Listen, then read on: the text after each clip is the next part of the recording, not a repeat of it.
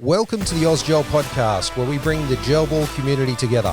Each week we have a special guest where we talk about what's new in the world of gel ball, be it milsims, speedball, and everything in between. Now, welcome to our host. Hi, I'm Dan from Ausgel. I'm Campo from Hells. I'm Decoy from Hells. And today we're joined by two of the members of Hells Speedsoft to have a chat about speedball.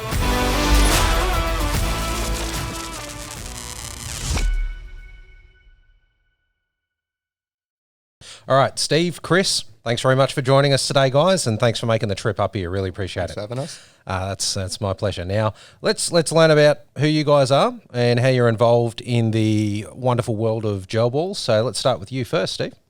Well, we're Hell Speedsoft, been around for a little while. Just this last year with SSA and Hardcore. Yep. Nice. Yeah, there's not too much. Obviously, Speedsoft cards being a big part of my life at the moment. I heard you're the guy behind them. Yeah, absolutely. A lot of time and effort has gone into producing those and getting those out to the public. So, all right, cool. We'll have to dig deeper into that one a little bit later. And how about yourself, Chris? How do you fit into the picture? Well, I'm the captain of the team, obviously. Yep. So pretty much the face and a bit of the joker. Yeah. I like to have fun. The team likes to have fun. We just like getting out there, giving it a go. We sort of made the team. I think we started at a Hardcore. Yep. We all just formed together, just a couple of mates, and from there it sort of grew. And nice. Become Hell Speedsoft. So Chris has sort of just bonded us all together, really. Nice. So you're the glue in the middle. Absolutely. I'm the glue in the middle. Yeah, nice. Meat the sandwich. All right. Can we take it a few ways there? All right. So Hell's Speedsoft, you started off as Hell's Gels, I believe.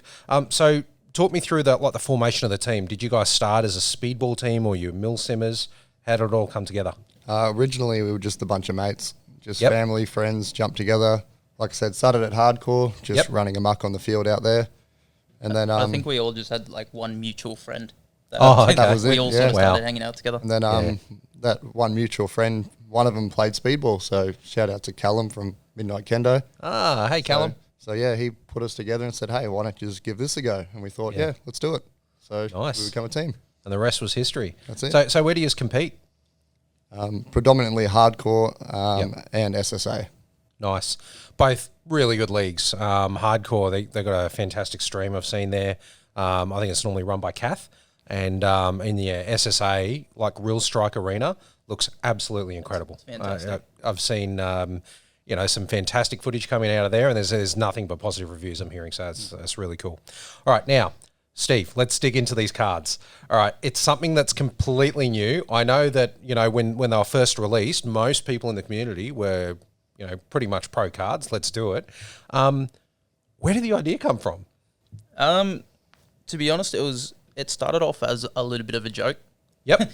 I think I was messing around with video intro.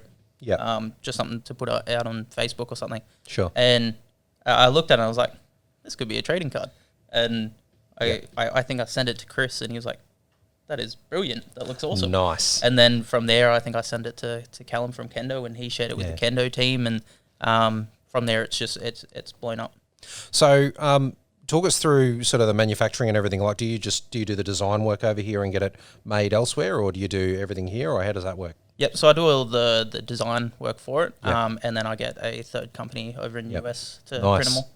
That must be difficult because there's some of them have little foil bits and stuff in them that I've seen. So I'd imagine when you're designing, you have to cater for that when you're doing different layers and the like. Yeah, it's all a bit sort of see how it goes. The first lot I was really skeptical on how they were going to turn out. Yep. So I ordered just a small batch and they turned out perfect. And then with the second season that's just been released, I've sort of started working in brighter colours to make those foil ones kind of pop a bit more. Yeah, excellent. And they've been selling out pretty much from what I hear. Yeah, it's been absolutely crazy. Just unexpected, but I mean, I'm happy to do it. Awesome. It's really cool. Really like to see that sort of innovation in the industry, and well done to you for doing so well with that. That's great. Now, Chris, let's talk about the speedball team now, mate.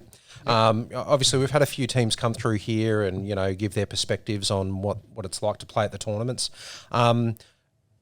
Since you've been playing, what kind of differences have you noticed from when you first started to now? What's the competition like? It's a lot more structured. Yeah? Everyone is on their game now. Yep. At the start of the year, we sort of coasted, and a lot of teams did that as well. They thought, you know, we could go a little bit slack here, or don't have to, you know, go as hard on that team. Yep. But now it's 100%. It's full blown. Everyone wants to kick each other's ass. Yeah, and everyone's skilled. Everyone's got skill. It's good. As a referee at Hardcore, so I referee there. Yep. Watching teams come through from season 1 or 2 to season 5 now, it's unreal. You get to watch the player progression from a referee point of view, and it's great. That's outstanding. It's amazing watching these teams grow and absolutely becoming machines on the field. You see, I really do like watching the hardcore speedball league when I think it comes to the finals and the players do that thing where they put all their hands in the air and create like that tunnel of honour sort of thing for the champs to come out and do their thing. I think that's really good. Like it's good show of sportsmanship. So what do you think the biggest struggles have been as a team competing? I think at the start of the year we had a few player swaps. Yep. And just some people wanted to commit a little bit more than others. Some people would rather do some more casual stuff. Yeah. I think that was our biggest struggle. And then trying to get training in, trying to get everyone on the same page, and it's sort of paid off now. Everyone's working together perfectly. We've all glued. We come third in the Division 1 for SSA. Fantastic. That's a good effort. Great. Yeah, we did that with 4 players. So Wow. And that's for a 5-player event, yeah? It's a fight. Yeah, we lost 1 in the first round. Jeez. And yeah, we just come through. Everyone gave it 120%, and we ended up taking third, which was great for us. That's a solid effort. And have you been competing in the same team there as well, Steve? Or? Yeah, absolutely. Yeah? Were you one of those 4? No, unfortunately, I got called into work at the last minute. Oh, so you were the reason, were you? No. No, I just wasn't able to make the day. No, fair enough. Yeah. And how have you found this? Like, how have you found the journey of starting casually and then moving into competitive jobball? It's been amazing. I think me and Chris have kind of been on the same level with our expectation of how the team should have been. As we say, we had players that just weren't as committed or whatever, but now we've got, 8 players. I think we're at 8 now, yeah. 8 players, and we're all on the same page now. Oh, that's good. I think that's always been like one of the biggest struggles with a lot of teams. Obviously, I've had a lot of involvement with the Slops when they were still sort of doing their thing, and a few other teams as well. And I've always noticed that the big divider in a lot of teams is whether or not they want to just be there for fun and be casual or take it serious. And you always find it's the 2 types of players, they'll clash when they're trying to come up with, make decisions and the like. So it's good that you guys have sort of found your groove. I think we were all fun off the field, but on the field we're serious, which is good. That's awesome. You got to have that little bit of play. Like essentially we're playing with toys. Yes. Like we've made cards. We're just big kids. Yeah, like that's what we are. We're kids. Yeah. So you got to have some fun in the game. Exactly. It's one thing I think a lot of people forget is at the end of the day, you're running around with toy guns. That's the reality. Yeah. No, that's really cool. All right. Well, have you guys got any advice for new players out there that might be wanting to get into jobball or competitive jobball? The only thing I would say for anybody wanting to get into competitive jobball and really, really, really give it 100%. Make sure, the team is on the same page. If you're all committed and you're all willing to put in the work, you can be a top-notch team. Awesome. I think I'd say get the gear. Definitely don't make the mistake we've made where we've started back with, Gen 9s and you've tried to upgrade them and then HPA slaps on the desk and you're like, wow, this thing kicks ass. Yep. Spend the money, get the gear, get some knee pads, get a good mask. Safety's obviously number 1 priority, so make sure all your stuff's legit because when it breaks on the day, it really sucks. And that's just it. I think that's solid advice because I do have friends reaching out to me all the time sort of saying, hey, want to get into jobball, not sure what to get. I'm like, well, look, if you're just wanting to like dip your feet in the water, get yourself like a Gen 8, Gen 9 or whatever, have a play. Don't upgrade that. If you want to take it seriously, you need to fork out. That's the reality. But once you do, you don't regret it. That's it, you're set. Yeah, exactly right. No, that's really cool. Well, guys, have you got any messages for the people out there before we wrap this up? Be nice to each other. Say something. Everyone keep playing. keep having fun. 2022 season's coming up. Like, we want to see new faces.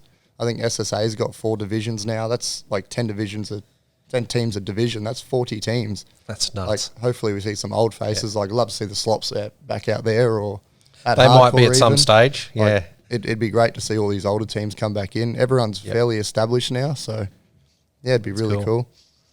Awesome.